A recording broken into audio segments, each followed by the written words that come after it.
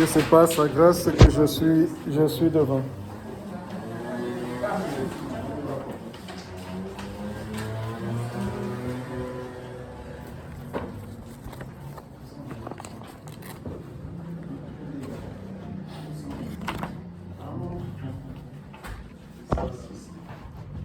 Je suis vraiment désolé pour la longueur des papiers. Parce que j'ai essayé de raccourcir. Après, je me suis dit, mais qu'est-ce que tu fais, Pierre-Benoît? Il faut donner un peu de manière, comme on dit ça, de trucs à lire aux églisiers, quoi. Parce que il y a des choses très intéressantes aujourd'hui. Donc, j'ai regardé le document de l'église méthodiste qui m'a été donné. Et d'un côté, il y avait une affaire de prière personnelle. Et le document mentionnait aussi une forme de réveil de l'église méthodiste. Voilà, donc c'est pour ça que j'ai dû prendre 4 pages déjà pour pouvoir vous donner la matière pour lire et apporter des critiques par rapport à la partie prière personnelle. Et j'ai glissé petit à petit pour vous amener vers les 3 autres pages qui vont vous amener vers, je dirais, la prière communautaire et la prière de réveil. Vous verrez que c'est juste, j'allais dire un glissement, voilà. On va partir des 4, on va juste glisser pour tomber sur la prière communautaire et la prière de réveil. Voilà. Aujourd'hui, on va encore beaucoup parler de la prière. Je pense que mes collègues ou prédicateurs sont déjà passés pour vous parler de la prière. Aujourd'hui, ce sera, je dirais, d'un point de vue assez particulier, d'un point de vue assez atypique. Parce que vous avez déjà vu, chaque fois que je viens devant, j'essaye de ne pas me conformer aux différents messages que vous écoutez. Voilà, je viens toujours avec quelque chose de vraiment, j'allais dire une bizarrerie gospel. Moi, j'appelle ça une bizarrerie gospel, quelque chose de vraiment non conventionnel pour vous apporter un certain point de vue qui vous a manqué lorsque vous écoutez des messages classiques. Voilà. Donc, au niveau de la prière, on a dit énormément de choses et il y a énormément de choses aussi qui sont dites dans la Bible. Et je vous amène aujourd'hui à comprendre qu'il n'y a pas de contradiction dans tous les sujets de prière. Amen. Et la manière que c'est traité bibliquement. Amen. Voilà. Comme je viens toujours avec des petites histoires gospel, aujourd'hui je vais faire une petite introduction avec quelque chose que j'ai vécu quand je n'avais pas encore accepté Jésus. Voilà. Donc quand je n'avais pas accepté Jésus, j'étais de l'autre côté, toujours à genoux devant une petite statue que tout le monde connaît. Donc j'ai vécu pendant 3 ans à côté de Lourdes. J'étais à 50 km de Lourdes. Je pouvais aller à Lourdes quand ça me plaisait pour juste boire de l'eau et rentrer chez moi. Voilà. Donc j'allais comme ça, presque chaque fois c'était vraiment, j'allais dire je faisais des visites quotidiennes à Lourdes. Et un jour, je l'ai évoqué, c'est ce que j'ai appelé l'étrange confession dans une chapelle de Lourdes. Un jour, je suis descendu à Lourdes parce que je me sentais un peu dépassé par les événements, des événements rattachés à la prière. Je voulais rencontrer un prêtre qui allait me délivrer ou me sortir de certains vœux que j'avais fait à Dieu. Voilà. Donc quand je suis arrivé dans le confessionnal et je me suis mis à genoux dans un petit box, il y a un moine qui m'a rencontré dans le box et qui m'a confessé, voilà, qui a pris ma confession ce jour-là. J'étais déjà surpris de rencontrer un moine en confessionnal et l'échange que lui et moi avons fait ce jour-là m'a un peu déboussolé, j'allais dire, de ma vie catho. Voilà. Donc, en près de 5-10 minutes, il a écouté ce que j'avais à lui dire. Et après, il m'a sorti du box. On est parti s'asseoir dans la chapelle. Et c'est là qu'il m'a révélé certaines choses qui, à l'époque, ne me plaisaient pas bien. Parce que, vous savez, quand on était de l'autre côté, nous, on était habitués que quand on a fait nos affaires, bavarder, parfois, pas forcément, parfois en sous-estimant nos causeries, on s'attendait jusqu'à ce qu'on nous donne quoi, Jérusalem, Salut Marie ou un autre Père, et ça nous suffisait. Mais ce jour-là, c'est à peine s'il a voulu me donner quelque chose pour aller réciter. Mais il m'a pris de côté, et pour la première fois, en presque 1 heure, on a discuté, on a balayé beaucoup de choses. Il m'a donné, j'allais dire, son point de vue par rapport à ce que je vivais et son point de vue par rapport aux vœux que je voulais effacer et son point de vue par rapport aux différents péchés que nous sommes tous en train de combattre et que nous pensons que c'est uniquement avec les Notre Père et les prières qu'on efface. Voilà. Je vais introduire ces choses petit à petit dans le déroulé de mon speech aujourd'hui pour que vous compreniez un peu qu'il y a différentes manières d'aborder, je dirais, cette notion de prière à l'Église. Nous avons bien écouté 3 lectures bibliques, des lectures très intéressantes. Tout est écrit sur la première page. Je ne sais pas s'il faut que je décortique ou s'il faut que je vous fasse un petit résumé.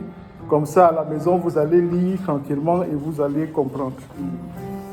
Dans la première lecture, il y a des mots, en fait. Dans toutes les lectures, il y a des mots qui m'ont véritablement frappé, que j'ai bien souligné dans mon document.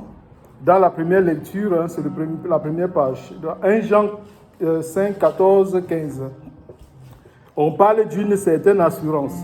On dit, nous avons auprès de lui l'assurance que si nous demandons quelque chose selon sa volonté, il nous écoute. Voilà. Donc déjà ce mot, assurance, ça veut dire que nous avons, on peut remplacer assurance par des synonymes. Donc nous avons vraiment la garantie en fait, nous avons vraiment cette confiance que si on demande quelque chose qui est de la volonté de Dieu, ça veut donc dire que ce n'est pas quelque chose, ce qu'on demande en fait ne devrait pas être de notre volonté, mais ça devrait être de la volonté de Dieu. Donc, ça interroge déjà à ce niveau, quand on va faire des demandes à Dieu, les demandes que nous lui adressons, ce sont des demandes qui sont alignées sur sa volonté ou ce sont des demandes qui sont alignées sur notre volonté. Pourquoi je demande cela? Parce que dès le départ, où nous, on intègre l'église évangélique, en glissement comme je l'ai fait par le passé, on nous convertit, c'est ça, on nous convertit en nous présentant, j'allais dire, des facettes intéressantes de la vie chrétienne. On nous présente des facettes de Dieu comme étant Dieu cadeau, Dieu papa cadeau, voilà. On dit oui, si tu arrives à l'église, tu auras le mariage. On attire les gens comme ça à la à la conversion. Voilà. Donc la conversion, parfois, je l'ai souvent discuté même avec mon frère, je dis, il y a c'est une drague quoi en fait, c'est ça. Une drague mensongère en fait. C'est ce que les gens ne comprennent pas beaucoup et pourquoi les gens sont déçus après quand ils arrivent à l'église. Parce qu'on drague les gens à l'extérieur, on les fait venir, et on les présente des choses qui ne sont pas vraies. Parce que si tu lis tout le verset, on verra les actions qu'il faut faire en fait. Vous verrez qu'on est loin de ce que Dieu attend de nous lorsque nous faisons venir les gens dans sa maison. Parce que ces gens-là qui viennent, ils viennent avec des éléments de leur volonté qu'ils veulent présenter à Dieu pour que Dieu les exauce. Voilà. Et on dit quand vous venez, demandez au nom, à son nom. Vous demandez à son nom afin qu'il vous exauce. J'ai lu le deuxième passage qui est le 1 Roi 3, 5, 14, qui parlait du jugement de Salomon. Non, pas du jugement de Salomon. Qui parlait de ce que Salomon a demandé à Dieu. Quand Dieu lui a dit, demande-moi quelque chose, Salomon aurait pu demander richesse. Salomon aurait pu demander pouvoir. Je pense que moi, en tant que gragué, pour entrer à l'église, si on m'avait demandé, Pierre Benoît, tu veux quoi? J'allais dire, je veux mariage. Voilà, puisque c'est avec ça qu'on m'a attiré. L'autre aurait peut-être dit, ah oui, je veux sortir des liens de famille. L'autre aurait peut-être dit, je veux que la sirène des eaux me lâche. Hein? Voilà.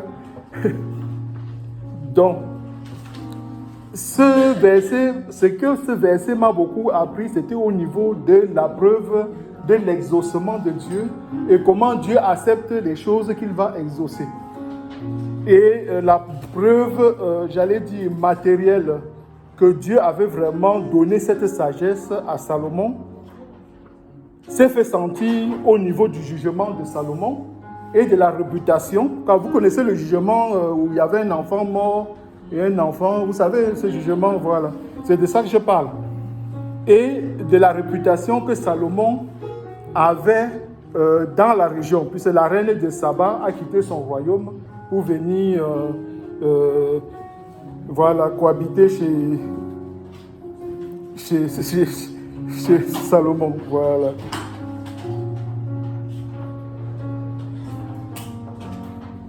Et ces 3 versets, ce que j'ai vraiment aimé, c'est que lorsqu'on les place les uns à côté des autres, ça donne un canevas assez clair, assez précis. Voilà, c'est pour ça que je dis mes frères de l'église méthodiste qui conçoit les feuillets, il faut vraiment les féliciter. Parce qu'ils ont une certaine ingéniosité pour sortir les versets qui se cohabitent pour former quelque chose d'assez consistant. Voilà, donc on lit et on ressort avec quelque chose. Si on concatène, en fait, vous savez ce que ça veut dire concatène? Ça veut dire si on prend l'un, on met au-dessus des autres, on obtient quelque chose que j'ai noté à la première page qui s'appelle les actions concrètes. La première chose, il faut demander. Voilà, il faut demander. Tu formules ta demande. Tu vois ce que tu peux demander. Et la deuxième chose, tu alignes ta demande ou ce que tu veux demander sur la volonté de Dieu. Et c'est là où il y a souvent un problème. Parce que les gens disent, ah, Dieu est très loin, je ne sais même pas quelle est sa volonté. Et on revient encore toujours à ce qu'on appelle la lecture de la parole et la connaissance de Dieu. Parce que si tu as grandi un peu dans la foi et que tu t'es rendu compte que Dieu est ton Père, normalement la communication que tu peux avoir avec Dieu, c'est la communication que tu as avec ton Père. Donc tu sauras forcément qu'est-ce qui est de la volonté de Dieu pour toi. La volonté première, qui est celle qui est écrite, est une volonté qui est générale. Voilà, j'explique souvent ça aux gens, ils me disent, Pierre Benoît, t'es un peu bizarre là. Il y a cette volonté qui est générale, qui, j'allais dire, s'applique pour tout le monde et qui est écrite littéralement dans la parole. Et il y a une autre volonté qui peut venir, pas en contradiction, mais en complément de ce que le Père voudrait que ce soit spécifiquement pour toi. Peut-être que je dis quelque chose, on n'a pas bien compris. Là, je vais bien expliquer. Prenons l'histoire des affaires de mariage. C'est ça, hein? C'est un bon exemple. Il est donné à tout le monde de se marier. Voilà, il est donné à certaines personnes de se remarier. Il y a beaucoup de versets bibliques qui étayent cela. Si vous lisez par exemple dans Marc 19, 20, à un moment dans la partie vers le fond du verset, c'est marqué que c'est quand tu es dans cette situation, par exemple, de remariage, que tu comprends ce que le Seigneur est en train de dire sur les affaires de mariage. Donc, partant de la volonté générale de Dieu, tu verras que, ok, il faut que je me marie, tout le monde doit se marier, alors tu viens vers Dieu, tu dis, Seigneur, je veux mon époux, je veux mon épouse. Mais souvent, cette question que nous nous donnons, comment dire ça? Je vais vous expliquer après dans les passages. Nous ne sommes pas assez spécifiques en fait. Parfois, on doit venir plutôt présenter notre projet à Dieu. Oh Seigneur, c'est vrai que tu as dit qu'il faut qu'on se marie, mais qu'est-ce que tu penses à moi hein, que moi je dois me marier. Et que voilà, je te présente cette affaire de mariage-là. Pour moi, la Pierre Benoît, qu'est-ce que tu en dis? Voilà. Vous voyez un peu la différence? Je ne viens pas obliger, Dieu a dit que tu as 3 mois, hein, je vais faire jeûne et prière, pour t'obliger pour que dans 3 mois je me marie. Mais tu viens présenter ton affaire en disant, voilà mon sujet à moi, voilà ma préoccupation à moi. On sait, j'ai la confiance que tu règles les choses. Dis-moi ce que tu penses de mon affaire là. Donne-moi une vision globale de cette chose.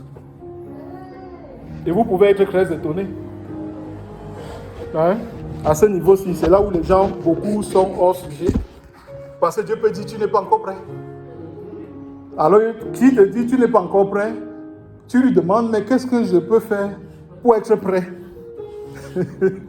Qu'est-ce que je dois faire pour être prêt? Ou tu peux venir sur ce sujet, Dieu lui dit, je t'ai réservé pour d'autres choses. Le mariage n'est pas pour toi. Et quand Dieu te dit, le mariage n'est pas pour toi, ce n'est plus la peine que toi tu reviennes de temps en temps pour dire, oh Seigneur, pardon, parce qu'il n'a qu'un seul mot. Hein? Il est l'alpha et l'oméga, mais il n'a qu'une seule parole.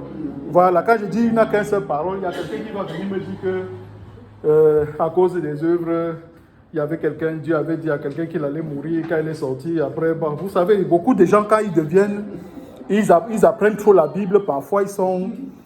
c'est un peu comme une maladie, quoi. Ça dérègle un peu l'esprit et on voit d'autres choses, un peu pas forcément cela. Donc, lorsque tu as une relation avec Dieu, tu apprends à connaître sa volonté et il te spécifie sa volonté. Voilà. Et la suite des étapes concrètes, lorsque tu as donc cette volonté de Dieu, tu pries maintenant au nom de Jésus et tu t'attends à ce que Dieu agisse pour t'exaucer. Voilà. La plupart des gens sont déçus au niveau de la prière à cause de pas mal de choses qui n'ont pas réussi à segmenter la prière pour en faire, des éléments facilement identifiables, quantifiables, où les réponses peuvent être données.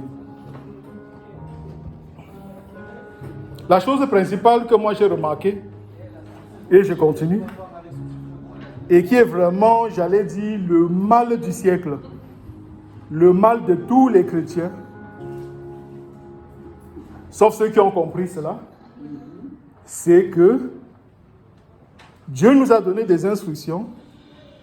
Les instructions sont tellement faciles que les gens n'arrivent pas à croire que c'est facile et décident qu'il faut qu'on complique en fait. On te donne une recette de gâteau à la vanille. On te dit oui, la vanille, voilà le type de vanille qu'il faut mettre dans le gâteau. Toi, tu te dis non. Quand c'est trop seulement vanille, ça ne va pas. On va mettre peut-être parfum citron, on va mélanger le citron vanille. Voilà. C'est un peu ce que j'ai fait quand j'étais petit et mon père a rigolé. J'ai pris je prenais du thé, j'ai ajouté du lait. Il y avait du citron sur la table. À un moment, je ne sais pas qu'est-ce qui m'a pris. Je voulais peut-être ajouter le goût. J'ai coupé le citron et j'ai mis dans du lait. Et mon père m'a regardé, il m'a dit, qu'est-ce que tu fais, fils? On ne met jamais du citron dans du lait. Et j'étais tout pâteau, voilà quoi. En plus, je venais de France, en fait, c'est ça. Tu sais quoi, c'était mes premières vacances au pays. J'ai voulu boire du lait au citron. Voilà. C'est donc pour vous expliquer que, par exemple, les 3 choses qu'on vient de dire là, je demande, selon la volonté de Dieu, avec l'accord de Dieu, voilà, et je prie au nom de Jésus-Christ, pour être avec la puissance, je prie au nom de Jésus-Christ et j'attends en toute confiance que Dieu réalise ce que Dieu m'exauce. Mais c'est trop facile. C'est trop facile. Parce que le problème, c'est que nous, les chrétiens, on n'a pas cette faculté de lecture biblique. Et c'est ça que je voulais que vous compreniez aujourd'hui. Est-ce que vous avez vu quelque part, on a dit qu'il faut faire 40 jours de jeûne? Hein? Est-ce que vous avez vu quelque part, on a demandé des actions prophétiques. Parce que les gens ont fait de telle sorte qu'aujourd'hui, on croit que tant que tu n'as pas fait des actions prophétiques, tant que tu n'as pas fait des jeûnes, Dieu ne peut pas t'exaucer. Donc on a rendu compliqué ce qui n'est pas censé être compliqué.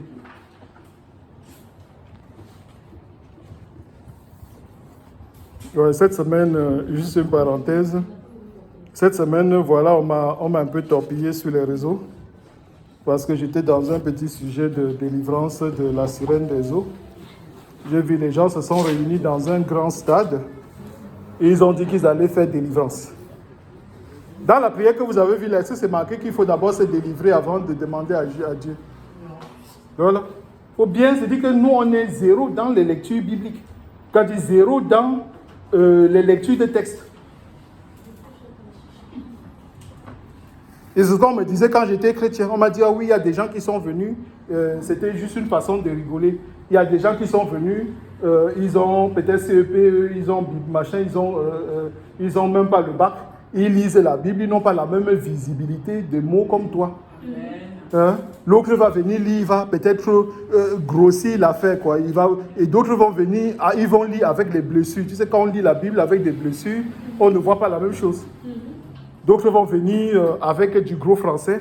Hein? Ils vont prendre 4 Bibles, 5 Bibles. Regarde, dans verset de Luc 2, on a dit que c'est comme ça. Ah, j'ai pris Dabi, lui, dit que c'est comme ça. L'autre, maintenant, il dit que c'est comme ça. Maintenant. Tu sais, plus tu ajoutes de la complication dans les trucs, plus tu te perds. Souvent, c'est mieux d'avoir peut-être un ou deux seulement et tu arrives à déceler qu'est-ce qu'on dit dans le message. Et j'allais dire, lorsqu'on glisse, le glissement, parfois, ça commence doucement et ça devient, j'allais dire, énorme. On a dit, il faut que je demande, il faut que je prie. L'autre dit, oui, pour que les choses-là se réalisent, il faut que je prie à 3 heures du matin. Est-ce que c'est marqué qu'il faut prier à 3 heures du matin? Quelqu'un va venir dire que oui, quand le feu d'Élie est descendu, c'était à 18 heures. Donc c'est à 18 heures que je dois faire cette prière-là pour que Dieu m'exauce.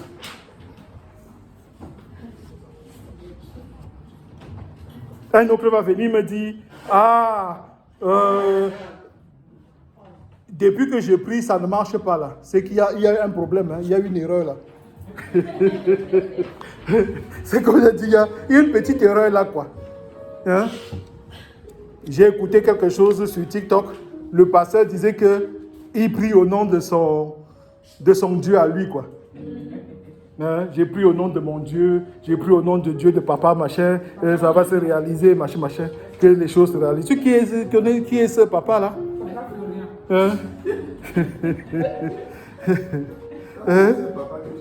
C'est pas le seul, oui, c'est un des papas célèbres, mais ce n'est pas le seul. Moi, j'ai connu à un moment quand j'étais dans une grande église de délivrance, la plus grande église de délivrance de la région parisienne, une sœur qui était avec nous. Elle faisait la délivrance avec nous. Mais c'est bizarre parce que à un certain moment, comme on se retrouvait toujours pour aller manger au KFC et tout ça, bon, je ne donne pas les publicités, hein, elle disparaissait. Parce qu'elle allait faire notre culte quelque part. Et quand elle faisait culte chez nous, avec nous, et elle fuyait vite pour aller faire notre culte quelque part. Elle ne voulait pas que l'on sache. Mais comme ces problèmes ne se décantaient pas rapidement, parce qu'elle se pensait qu'en faisant prière ici, prière encore de l'autre côté, les prières se mélangent, hein, c'est ça, hein? Les prières se mélangent et ça fait que le problème se règle vite. Et ça, c'est marqué dans les croix qu'on a lues là. Un jour, elle nous pose le problème, elle dit, est-ce que vous comprenez cette histoire qu'on prie, ce n'est pas au nom de Jésus, mais c'est au nom d'un papa. Et ils priaient au nom. Et c'est une église qui est bien connue, ils ont les fanfares, pour ceux qui savent. Ils ont la fanfare. Il dit qu'eux, ils prient au nom de leur papa. C'est leur papa qui accepte les requêtes. C'est leur papa qui accepte, qui valide les requêtes pour qu'on soit exaucé par Dieu. Voilà. Et un autre truc qui nous embête beaucoup, c'est la méritocratie. C'est ce que le moine m'avait dit. Voilà. Tout le monde récitait son petit chapelet de 5 là. Moi, j'avais le long que le moine avait. Donc, s'il m'interroge, il va me dire que tu as vraiment pris ce long là, pourquoi? Lui, il a son long et son long est décoratif. Et j'ai appris qu'il faisait certaines choses avec. Mais bref, d'un autre côté, ce long-là, il est décoratif. Eux-mêmes, ils ne prient pas avec. Mais nous, à côté, en voulant faire méritocratie, pour être digne, comme on dit, pour être digne de... On récitait les 50 ou les 100, je ne sais plus combien c'est. Alors que tout le monde est dans 10. Ceux qui ont la force de faire 10, ils font 10. Mais toi, tu te sers pour faire le 50. Alors la question qu'il m'a posée, il m'a demandé, est-ce que tu as des amis? Est-ce que tu as des amis? Est-ce que tu vis une vie heureuse chrétienne? La prière ne doit pas t'empêcher de mener une vie chrétienne heureuse, épanouie. On ne veut pas faire des chrétiens frustrés, en fait. Des chrétiens frustrés parce qu'ils sont en train de compliquer leur vie avec des choses qu'ils ajoutent dans la prière.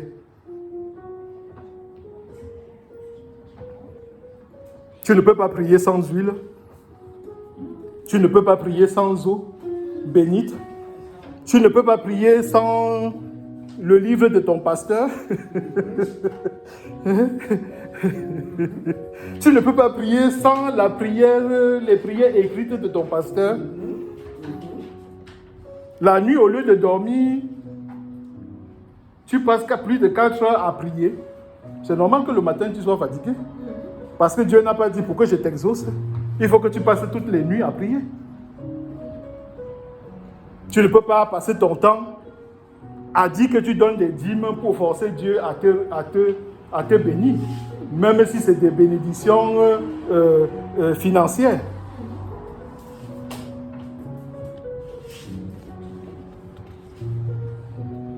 Voilà le problème des chrétiens aujourd'hui. C'est que l'on ne comprend pas en fait. Lorsqu'on a des préceptes, lorsqu'on a des actions à faire, les gens sont toujours en train comment on dit ça? Les gens sont toujours en train de compliquer. Ils ne peuvent pas venir à l'église. Quand on arrive à l'église, on est déjà dans la louange, dans l'adoration. Il faut qu'il y ait quelqu'un devant qui dit qu'il est... comment tu appelles le monsieur qui est devant, qui parle beaucoup souvent là? Le modérateur là. C'est lui qui dit prie, prie, prie, prie, prie, prie. Il est toujours là en train de t'insulter, de te gueuler dessus pour que tu pries. Prie, prie, prie, prie, prie.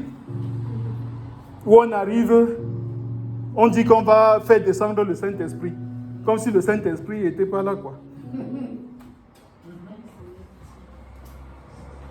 Alors que ce qu'il faut comprendre, c'est la simplicité des choses. Ce n'est pas le temps, la durée de la prière qui fait l'effet. On va voir comment les gens ont transformé le monde avec 7 minutes de prière chaque jour. Ils ont réussi à créer un réveil. Voilà. Et nous, on est là, on fait des heures et des heures. On demande pardon 40 minutes. Après 40 minutes de pardon, on rêve 20 minutes. Après les 20 minutes, on présente les choses à Dieu bizarrement. Et c'est déjà arrivé chez nous une fois. Quand on était cellule, j'avais dit, ok, maintenant qu'on va commencer à prier, il faut que chacun, avant de présenter sa prière, donne le verset qui va avec. Vous avez vu comment les gens étaient ébranlés? Ceux qui sont les anciens, ils se souviennent. J'avais dit non, avant de finir faire ta prière, si tu veux qu'on fasse prière mariage, donne-moi au moins un verset de mariage là. C'était pas pour rien parce que déjà ça permet à la personne de comprendre que Dieu a dit telle chose par rapport au problème que lui a. Si tu as un problème familial, donne-lui le verset. Les gens trouvaient que c'était facile de venir commencer à ouvrir la bouche, parler, faire des prières, arrondir les prières, sortir les gros français dedans, voilà quoi.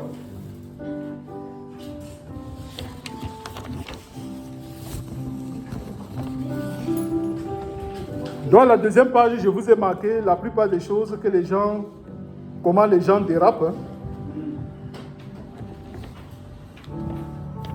Comment les gens dérapent. Il est plus connu, c'est prier sans le nom de Jésus-Christ.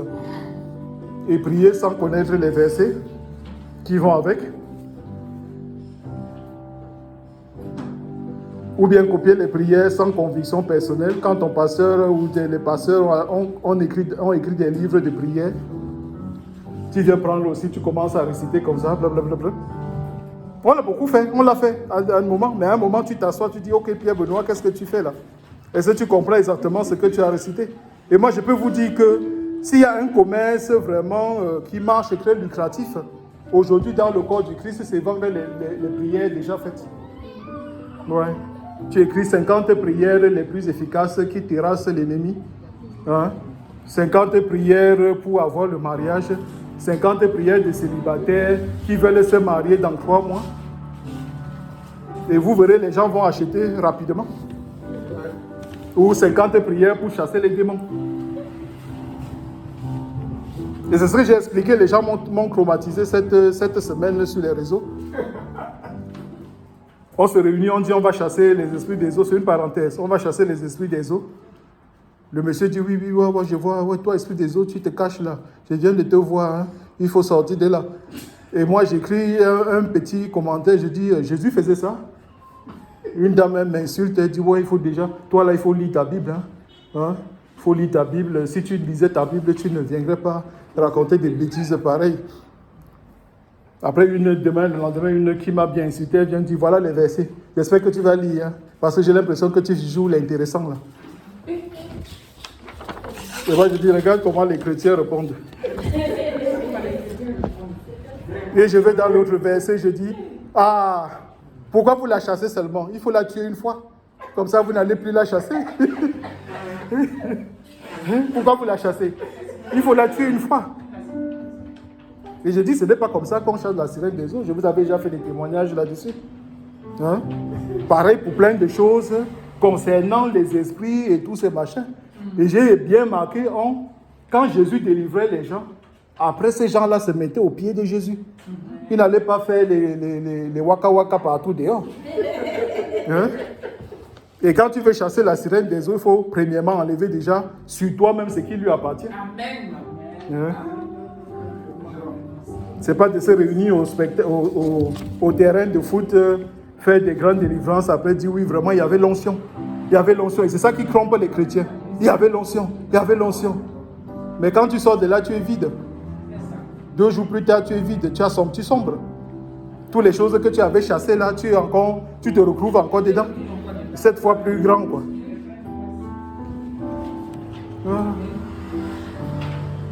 Si on continue dans notre prédication, à la page 3, j'ai marqué cette affaire de l'évier que je vous explique.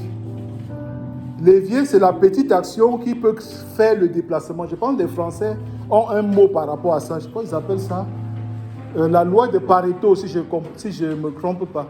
Ça veut dire que c'est 20% des choses qui sont capables de déplacer 80% des choses, en fait.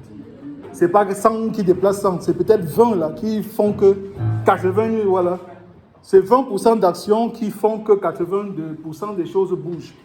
Donc nous, en tant que chrétiens, et ce n'est pas forcément prière, même dans nos réunions, hein, tu te souviens, monsieur le frère, lorsqu'on faisait souvent des c'est ça, master aussi. On arrivait, on commençait à prier, on donne un verset, on explique un peu le verset, mais après quelqu'un va sortir, il va venir, il va rentrer. Lui encore, il va nous donner un verset. On est venu pour faire quelque chose. Mais à la fin, on mangeait, on était tranquille, on était content. Mais on était venu pour faire du brainstorming, mais on rentrait, on n'avait pas fait de brainstorming. Parce que chacun venait, il ajoutait sa part, pas dans le sens du brainstorming, mais dans le sens de ce qui n'est pas ce qu'on est, on va se retrouver. Je ne sais pas si je vous explique ça, les mamans, qu'elles comprennent bien. Vous sortez du culte, on dit bon, on va se réunir pour une réunion de femmes. On va parler par exemple du sujet de la cotisation. Donc les mamans se réunissent, elles font une petite courte prière, peut-être de 50 secondes, juste pour mettre le moment là à Dieu. Et après, suit ça, une des mamans prend un verset de cotisation. Quand elle a fini ce verset de cotisation, une autre encore prend un verset de cotisation pour défendre ce que l'autre maman a dit ou bien pour abonder dans son sens. À la fin, le temps ne fait que passer. Hein? Et peut-être à 18h, ces affaires de cotisation qu'on était venus pour régler, on ne l'a pas réglé. Mais on a passé le temps à parler de Dieu, à parler de machin, à parler... Non, Dieu est là. Et Dieu nous guide dans ce que nous faisons. Mais à certains moments, il faut savoir aller vers le minimalisme, vers les actions où on frappe. Je suis venu pour prier, je prie. Je ne suis pas venu pour passer 50 heures dans confession. Je suis venu à l'église, il faut que je sois chaud quand je viens à l'église. Donc je commence à me préparer le matin. Je n'attends pas que quand je vais arriver à l'église, ce sont les frères qui vont me réchauffer. Voilà.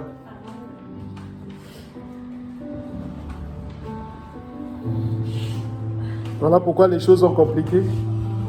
Et voilà pourquoi on n'est pas toujours d'accord.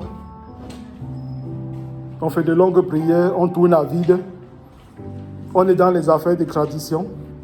Parce que c'est maman telle qui parle, donc nous on peut rien lui dire. Parce que si on lui dit quelque chose, elle va nous taper dessus. Voilà. Il faut aller au minimum. Il faut aller au minimum, il faut aller au court. Court et profond. Voilà. Si vous êtes venu, vous donnez le temps. C'est ce que je pensais même, j'ai dit. On arrive, c'est pour 1 heure. On se donne un temps. En 1 heure, on a réglé notre problème. Et en 1 heure, on sort.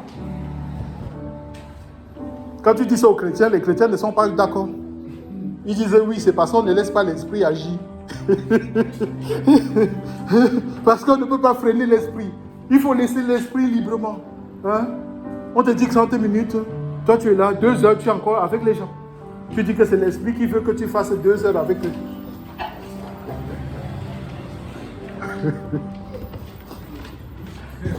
Voilà.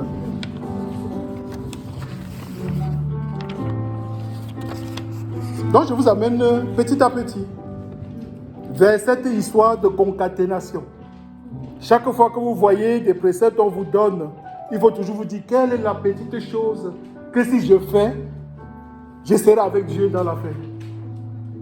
Peut-être que si vous demandez même au pasteur, quand il vous donne des préconisations, là, lui-même il sera coincé.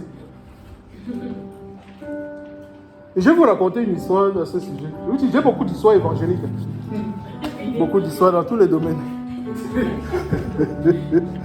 Un jour, on m'a invité dans une réunion de prière.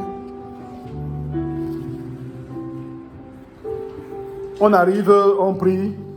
À un certain moment, le pasteur, le prophète, il passe, il nous exhorte.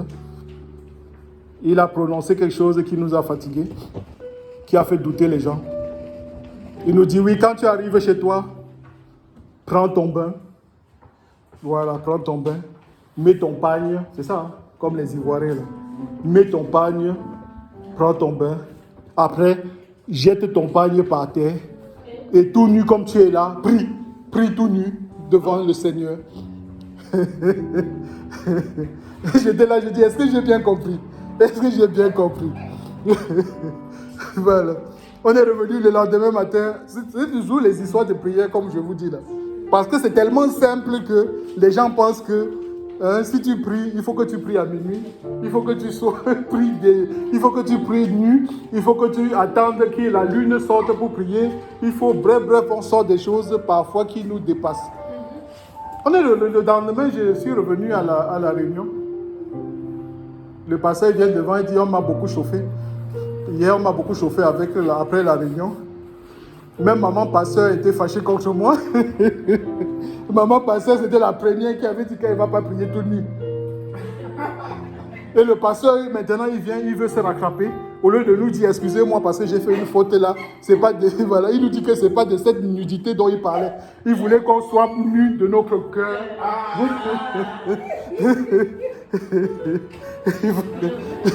Alors qu'il nous a dit, ne vous essuyez même pas. Ne vous essuyez même pas. Quand vous allez prier, l'eau va sécher sur vous.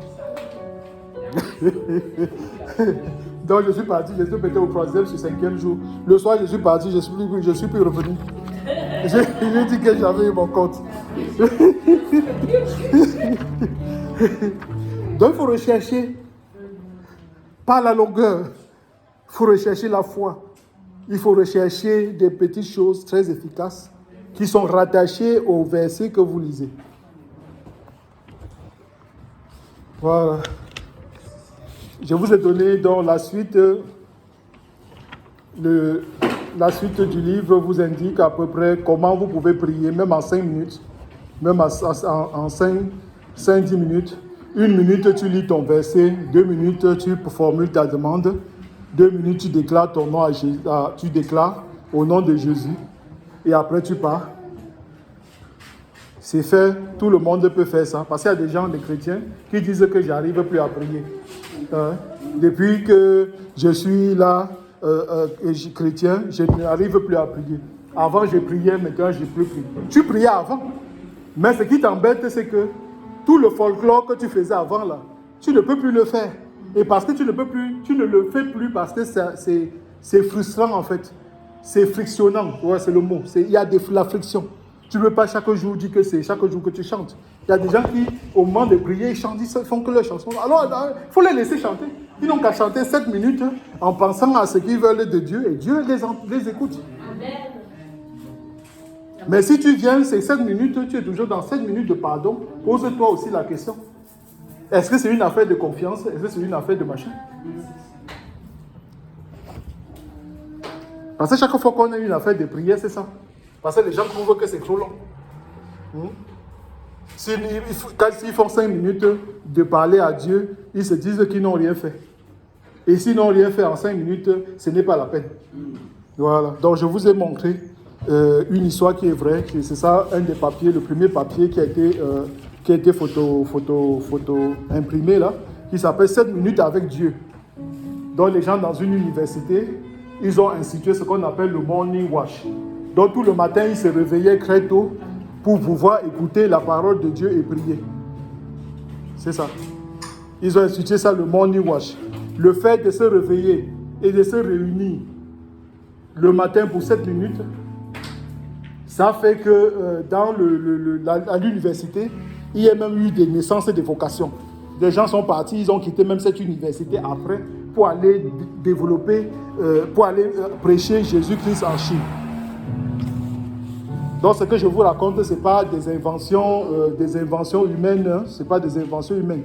Les moines aussi, ils ont leurs horaires de prière.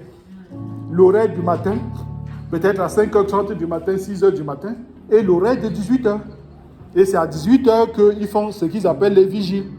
Ils sont tous là, et dans la journée, ils travaillent, sans problème. Donc ce n'est pas la longueur, en fait, qui est importante par rapport à ce que tu veux faire ou par rapport à ce que Dieu va écouter. C'est plutôt la profondeur de ta demande et comment ton cœur est. Et il y a des moments où même la prière de plus en plus, même ça s'atténue, parce que lorsque tu vis dans l'obéissance et que tu es dans la prière, j'allais dire sans cesse, tu n'as même plus besoin de dire qu'à 20h, 20h40, tu seras en adoration, tu seras en prière. Parce que ça, c'est des choses qui se font naturellement. Voilà. Et quand tu es dans l'obéissance, certaines choses se décantent sans que tu n'aies même à prier. Voilà. C'est ce que je voulais que vous compreniez très bien. Voilà. Dans l'église, le réveil de l'église méthodiste, je laisserai le pasteur vous tenir au courant de tout cela. C'est très important parce que comme on est à l'église méthodiste, c'est important de savoir qu'est-ce qui s'est passé pour que l'église méthodiste ait grandi jusqu'à aujourd'hui. Donc on ne peut pas être dans l'église méthodiste sans connaître au moins le nom de John Wesley. Voilà, c'est ça. Donc je laisse cette partie au pasteur. Il vous entretiendra sur cela. Voilà. On va prier merci Seigneur pour ta grâce. Merci pour tout ce que tu nous as permis de mettre à cœur aujourd'hui. Nous étions partis sur la prière et nous avons compris exactement ce que tu veux que la prière soit. Tu nous donnes la garantie que si nous prions au nom de Jésus-Christ avec, j'allais dire, des requêtes qui sont de ta volonté, toi tu vas nous exaucer. Merci Seigneur pour ce que tu nous dis. Nous croyons en toi. Nous savons que ta parole est vérité et tu vas permettre que tous les jours de notre vie, nous puissions avoir quelques moments d'intimité avec toi. Je prie au nom de Jésus-Christ notre Seigneur. Amen. Amen. Amen.